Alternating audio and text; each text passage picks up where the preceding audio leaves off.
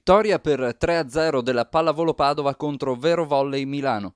L'amichevole disputata al Palafabris contro la squadra di coach Fumagalli ha messo in evidenza la buona condizione di forma della compagine bianconera. Nonostante il fastidio muscolare che ha costretto Francesco De Marchi a disputare solo alcuni minuti di gara, i ragazzi allenati da Paolo Montagnani hanno chiuso la gara in 3 set col punteggio di 25-18, 25-20 e 25-15. Il tecnico toscano elogia il gruppo, ma soprattutto il giovane Luca Gottardo, autore di una buona partita.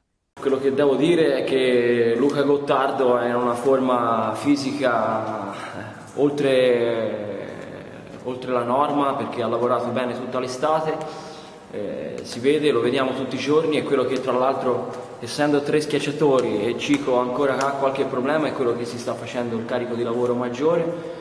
Però ha lavorato molto bene durante l'estate e siamo veramente contenti, perché anche oggi ho giocato comunque contro una squadra di A2 da giocatore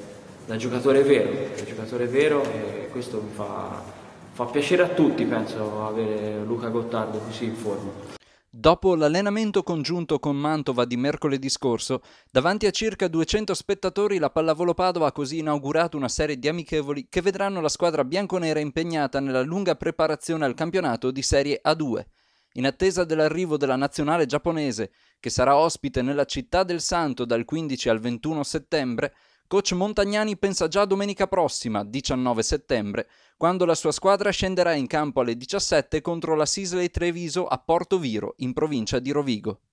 Sarà più dura per noi, perché comunque i giocatori che ci sono ora alla Sisley sono niente male, anzi campioni, quindi sarà un bel passo in avanti. Noi questa settimana, oltre a dare qualche cosa in più di riposo ai ragazzi, lavoreremo ancora sugli aspetti che vogliamo che diventino automatici. La cattiveria che io chiedo in questi fondamentali è sempre maggiore, e quando arriveranno a quello che voglio chiederò ancora di più, perché è quello che ci può fare il salto di qualità.